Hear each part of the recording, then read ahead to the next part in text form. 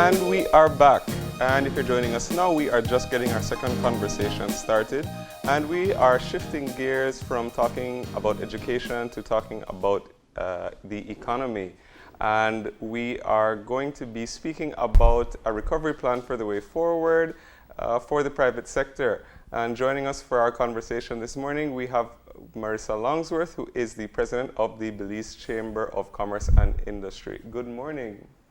Hey, good morning, Marlene. Good morning, Gavin. How are you guys doing today?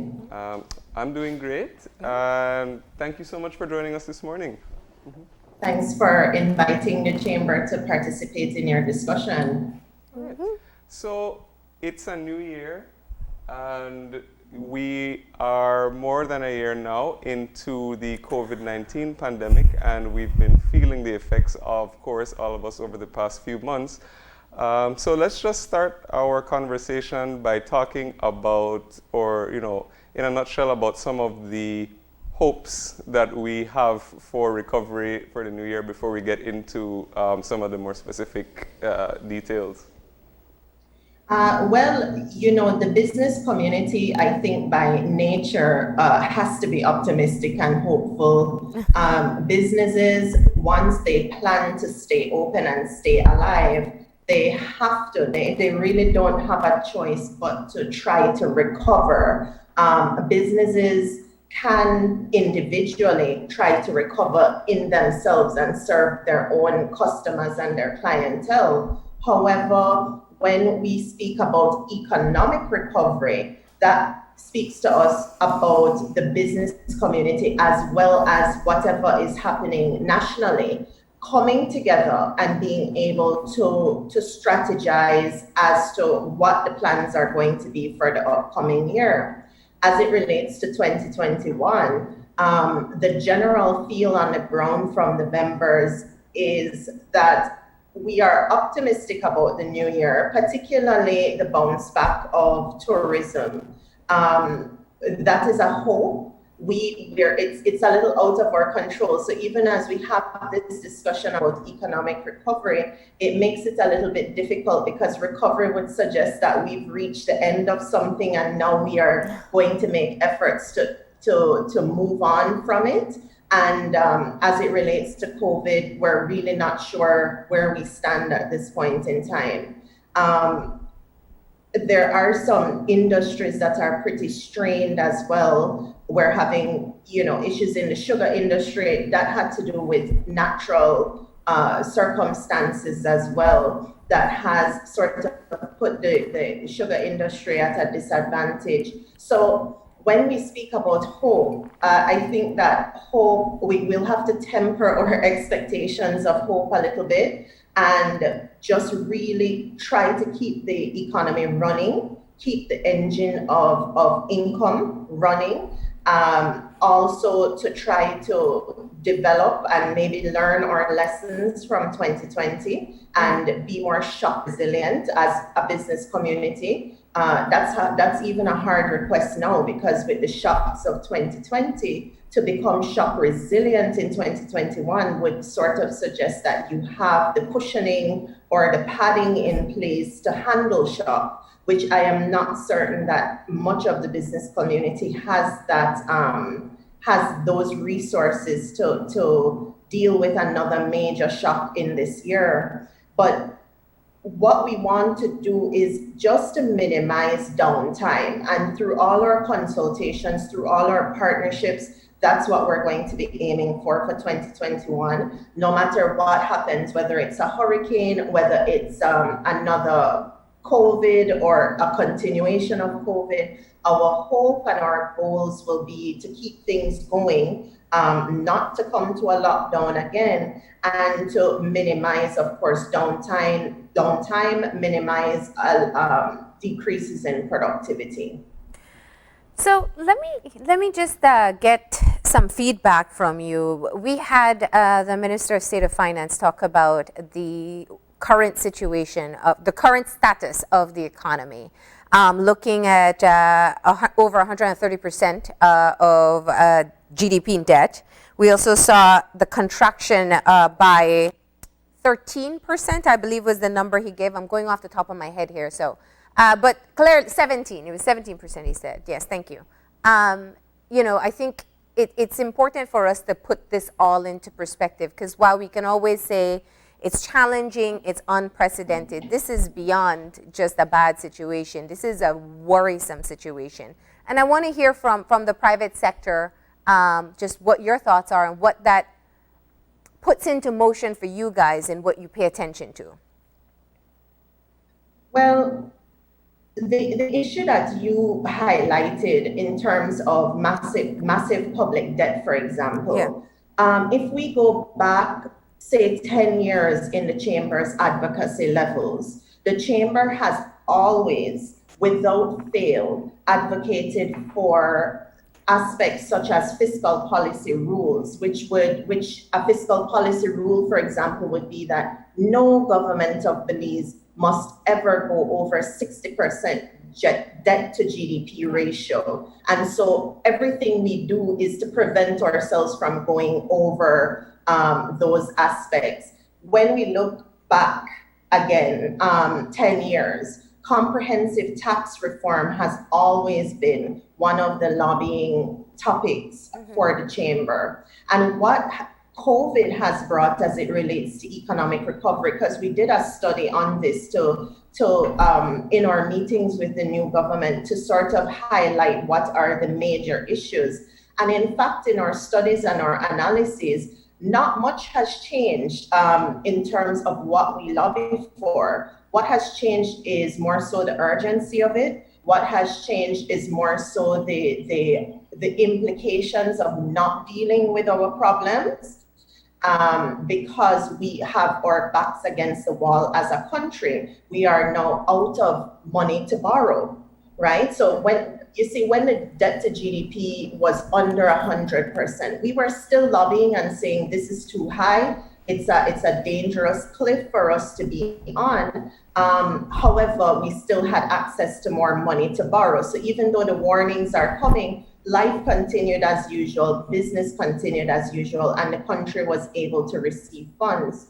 Unfortunately, what's happening now is that because of our massive public debt, because of our record, our ratings and rankings in terms of paying back these the debt that we owe, we are now finding ourselves in a position where we are unable to borrow any further. And so what that does is it prevents any stimulus from making its way into the economy, or if any makes it at all, it's going to be limited stimulus.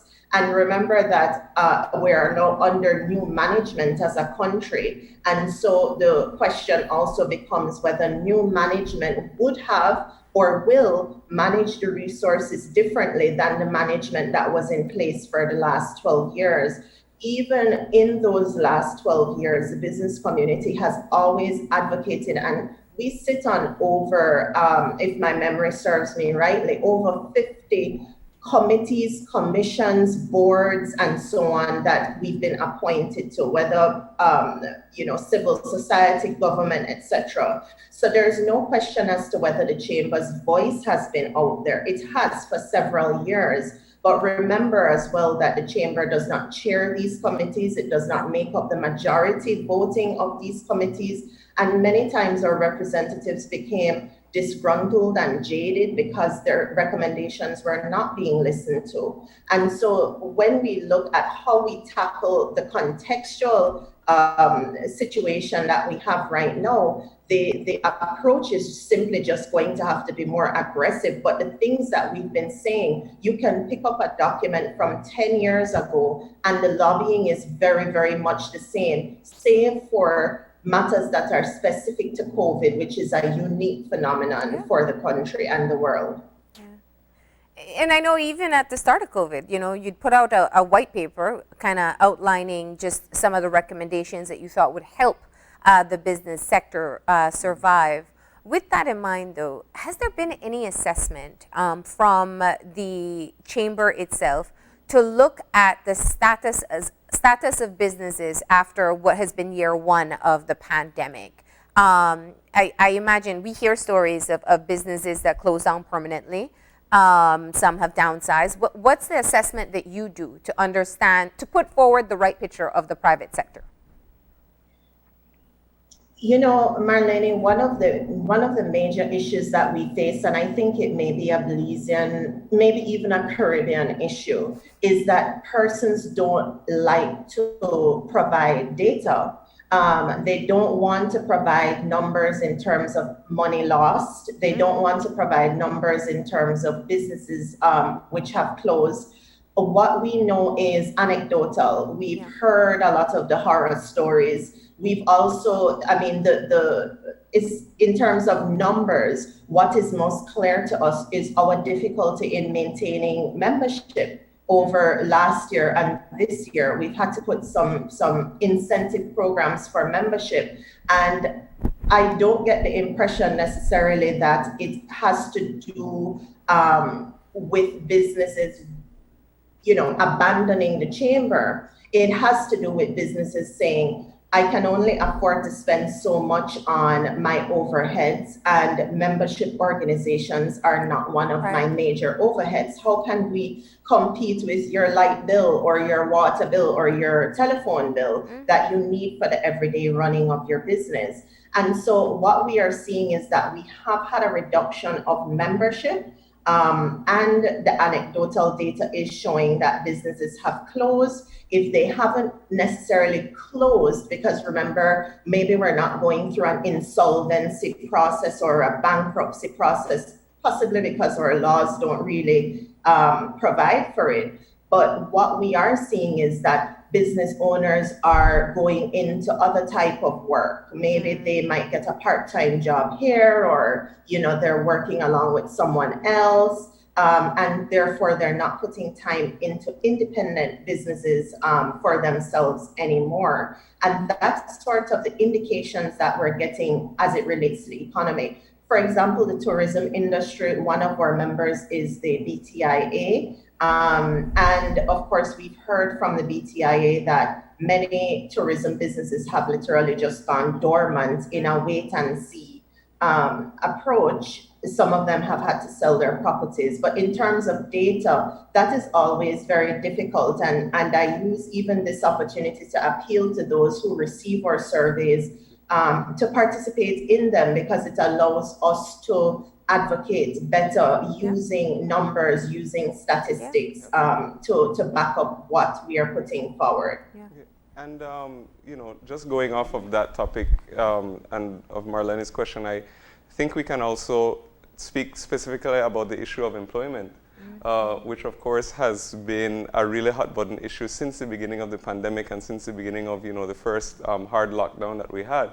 Has the chamber received a lot of feedback, after going to year one about what the issues have been like since sort of the economy has opened back? Have they been able to maintain staff? Have some who they initially let go? Has their chamber made recommendations to perhaps the government in terms of maybe changes that can be made to the existing laws that might allow for employers to maybe receive some sort of relief with all of the issues that COVID has brought up?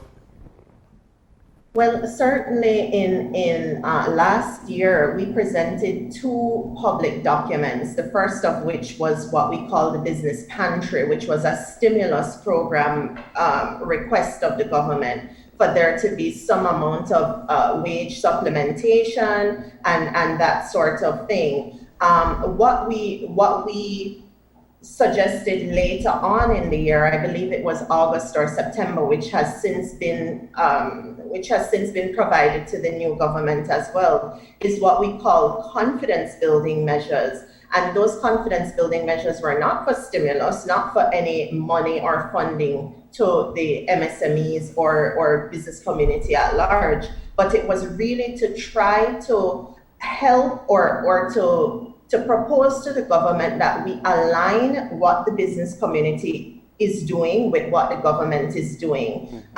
Because a big part of recovery for any business, a big part of recovery or even doing business for any business is predictability and clarity of your regulatory environment.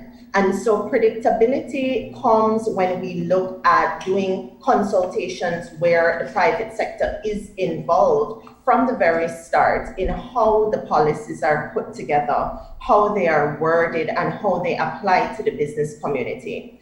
One concern that the Chamber has put in writing and has stated in a meeting with the Minister of State currently, the current Minister of State, is that the Chamber of Commerce nor the BTIA or other sectoral industry style member organizations were invited to sit on the Economic Recovery Advisory Team of the government.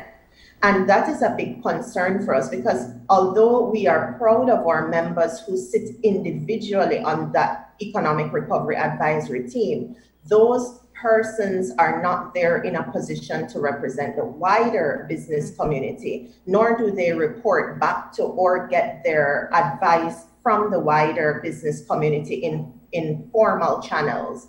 And so if it is that we are to cooperate and participate with the government in a way that allows for businesses to be in stride with the government, because and I say this because if you look at some of the SIs that were passed last year, remember at one point every week or 2 weeks we were getting a new SI. Yep. And we had businesses freaking out and calling the chamber. What does this mean for me? How does this work for me? Police are coming into my store and telling me X, Y, and Z. If the chamber is an active part of actually developing the protocols, and I say that even in the consultation process of the last government, we would stay up during nights and weekends to put language together for those SIs. And when the SIs came out, the language was not there, which meant that all the research and so on that we had done to prepare ourselves to inform the business community of what was to come ended up not coming in those SIs. And so one must be able to understand that if we want smooth running of business, if we want that when tourists are in our restaurants, you don't have police coming in and abusing the owner of the restaurant, abusing the staff and the tourists, then what we have to do is jointly develop our business health protocols. And we have put that on the table. We're very grateful as it relates specifically to health, that the Ministry of Health has invited us to sit on 2 committees that will assist with having a business perspective on health matters. But as it relates to the overall economic advisory, Gavin, we're very concerned that we might not be at the table. Remember too that there is an Economic Development Council and a public-private desk, yes, which is under review. We lobbied for those bodies to exist from about 10 years ago, maybe 8 to 10 years ago. We lobbied for those bodies to exist. We would like to know and be reassured and to be called to the first meeting of whatever those bodies, the form that those bodies will take under this new management of the country. Yeah. But nevertheless, the overall point is that in order for the business community to participate, in order for the business community to cooperate with whatever the government intends to put in place for 2021 for economic recovery, then the business community has to be at the table, listened to, because we've been at the table and not listened to. But we have to be listened to very clearly, and they have to rely upon the many hours of research, expertise, and skill that goes into whatever we bring to the table. Yeah, that's a valid point. I think it may have escaped many people that the chamber, as a representative of the chamber, was not named to that recovery team. You noted that you did make a point of making it known. Has there been any response to have you included moving forward? You as the chamber. Not in the economic recovery team. I mean, we made the point verbally in a meeting, and we also made it in writing. Mm-hmm. There could be some impression of the chamber from times past, I suppose, as to what the chamber's role has been on committees that seem to not produce much. But I reiterate again that the chamber is but one seat holder on these committees. The chamber is not a majority in itself, a majority vote holder on these committees. For the most part, the committees were majority government run. And for that purpose, there was a lot of the time where our suggestions did not make it into a reality. If we look back at the Business Pantry program, which was very public, if we look back at the confidence building measures, which were very public, one can see that maybe 10% of the recommendations, if that many, actually made it into a reality, actually made it into the real world. And those measures were intended to really be taken as wholesomely as possible to create a regime that the business community could actually work it within, and actually to make the chamber use the chamber. That's one of the things we've always said: use us. We have a secretariat, we have staff, we have membership that want to contribute to several issues. And so we're asking that the use of our resources and our research becomes a major part of what the government does.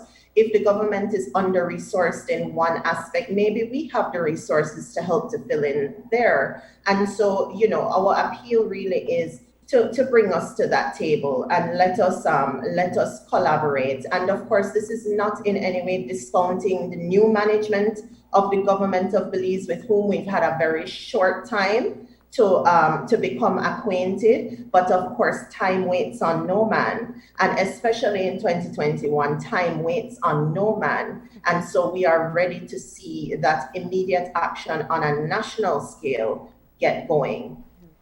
And I also want to talk a little bit about let's have this discussion on the industry level, because we've been talking about businesses and individual business owners, and we touched a little bit about the tourism industry.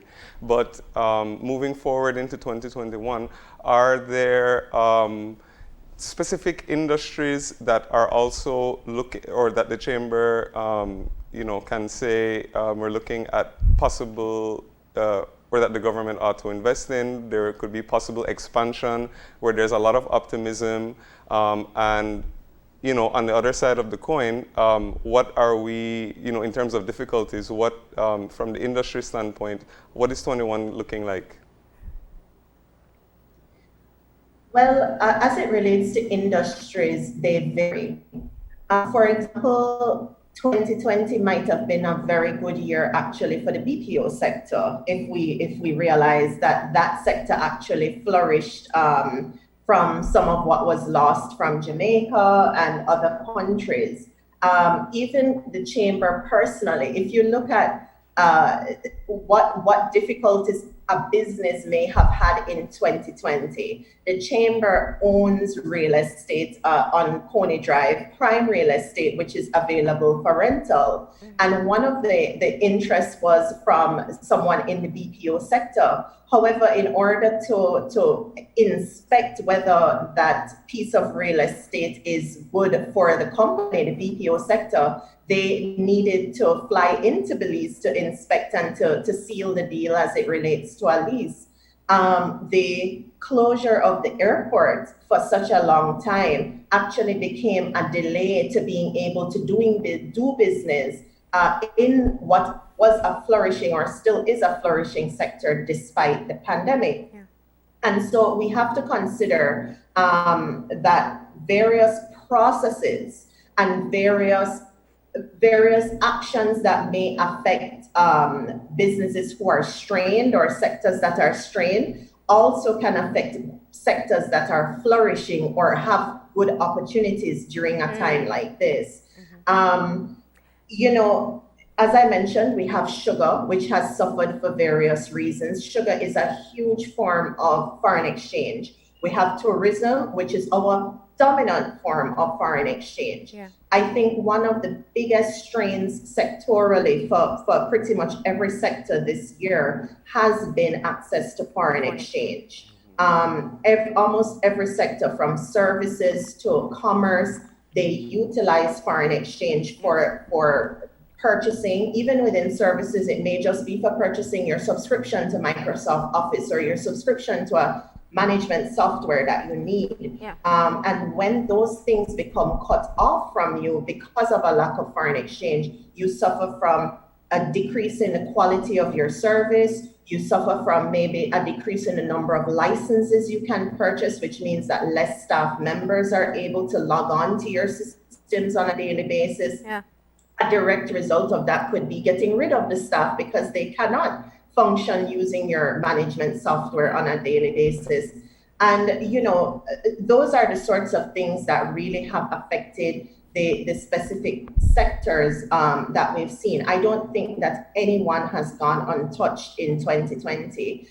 Some will bounce back sooner than others in 2021, but we would be surprised to know and to see how many of our general processes affect all businesses along within the business community. And so we have to be very careful and very strategic as well. That's also one thing that the Chamber has pushed for, is strategic action. I remember even last year when the government realized that the bills of the government were way more than we could afford. There was, for example, a 40% blanket cut across ministries. Mm-hmm. In the business world, that's not necessarily the way that you would deal with a crisis in the business world, not to do a blanket cutting of everything, but you would probably invest more in certain areas such as e-commerce, and as it relates to the government, you should invest more in health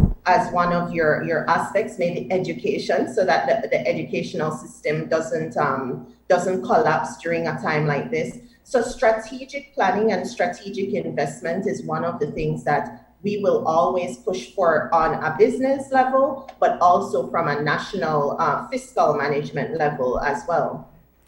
So, you know, there's a lot to come, and some of the things that you noted, I know we have heard in campaign promises, and even after the election, hearing things of working on ensuring the ease of doing business or these processes become more efficient, and these have been points that the private sector and many others have been making for a long time. Let's bring it back to today, though. All eyes are on that House meeting that's happening on Friday. We know that two things in terms of several things will take place, but of course, you're looking at the request for the emergency programs and facilities from the central bank.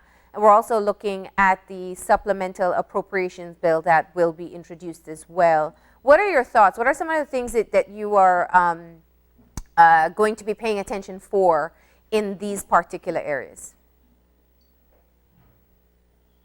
Well, you know, Marlene, you started out by touching on the ease of doing business. And actually, one of the aspects that will be passed in the House on Friday that we find very important to that goal actually has to do with the constitutional change to require judges to produce judgments within a certain amount of time. Yeah. If you remember rightly, the Ease of Doing Business Index, which of course has its own controversy at this point in time, but in concept is a good one. There is a measure for enforceability of contracts, right? Mm-hmm. Whenever someone does business in a jurisdiction, they want to be certain that they are able to recover in case any dispute or legal matter comes about during their time in a country. And so the fact that we had judgments of between 2 to 8 years outstanding from Supreme Court level to Court of Appeal level was not a good look for Belize. And so I think that directly as it relates to the Ease of Doing Business Index and rankings, that sort of move would have a direct impact on how Belize is seen on the world stage to investors who are concerned about or considering bringing millions of dollars into the country. and of course want to take millions of dollars out, not only in profit, but if they don't profit, they want to be able to at least recover and be restored to their original position. As it relates to your mention of the supplementary appropriations bill and the emergency programs facility that's being requested. At this point in time, the chamber has had to take a position to say that you have to give a new person a chance to get themselves in place. And I think at this point in time, we have seen and we've known from even before elections, and I mean, it's come to the point where, those that we look to for hope, maybe our leaders and politicians are telling us as it is that we're broke and we can't afford certain things, and we just need to come to terms with that, And so the thing is that we always encourage caution, or we always sound a word of caution to say, whatever you're doing, make sure that you're taking only what is minimally necessary. Don't go for more than what is necessary, and make sure that we have the mechanisms in place for transparency. I don't think the chamber at any point in time will have problems with the government spending money on programs once the expenditure is controlled, is traceable, transparent, and there is accountability. And so the thing is that, once those things can be shown and shown to the satisfaction of the business community and the community at large, I don't necessarily think that a government will have any issues there, because if this emergency facility, for example, is going to allot $1 billion towards small business grants, who are we to complain about that? As long as we can see that $1 million went to businesses who were actually deserving of that facility, and it went in a fast enough time for the purpose of providing some stimulus and rescue, because we talk about recovery, but businesses are still very much in rescue mode, needing rescue before we start to look at recovery. All right. Well, I think that's a great point to kind of close us off on for today. Marissa, we appreciate getting this update from you, just kind of getting some perspective from the chamber as to what your thoughts are at this time. And of course, always happy to have you back on air. Thank you both for having me this morning, and I'm always happy to be with you. So feel free to invite us on at any time. All right. And there you had it. That was the president of the Belize Chamber of Commerce and Industry giving us the perspective of the membership organization on where we are with the economy and looking forward to some of the things that they hope would be on the agenda. We're going to go ahead and take a break. When we come back, it is to focus on Miss Universe. We are going to hear the excitement in your voice. All right. Yeah, well, it's been a while, of course, since there's been a new one. So we're going to be talking all about the winner of Miss Universe, which is going to be revealed this weekend.